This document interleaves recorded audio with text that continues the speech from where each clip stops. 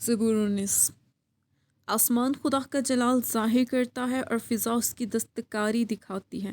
دن سے دن بات کرتا ہے اور رات کو رات حکمت سکھاتی ہے۔ نہ بولنا ہے نہ کلام، نہ ان کی آواز سنائی دیتی ہے۔ ان کا سر ساری زمین پر اور ان کا کلام دنیا کی انتہا تک پہنچا ہے۔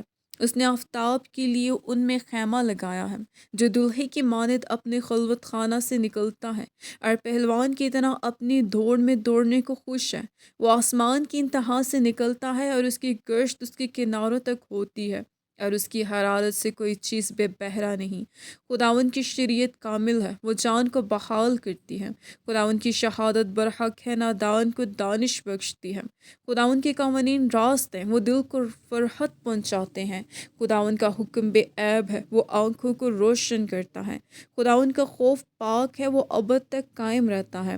خداوند کے احکام برحق اور بالکل راست ہیں، وہ سونے سے بلکہ بہت کندن سے زیادہ پسندیدہ ہیں۔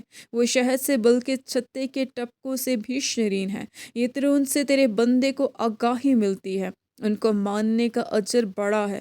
کون اپنی بھول چک کو جان سکتا ہے؟ تو مجھے پوشیدہ عیبوں سے پاک کر، تو اپنے بندے کو بے باکی کے گناہوں سے بھی باز رکھ۔ وہ مجھ پر غالب نہ آئیں تو میں کامل ہوں گا اور بڑے گناہ سے بچا رہوں گا۔ میرے منہ کا کلام اور میرے دل کا خیال تیرے حضور مقبول ٹھہرے، اے خداوند، اے میری چٹان اور میرا فدیہ دینے والے۔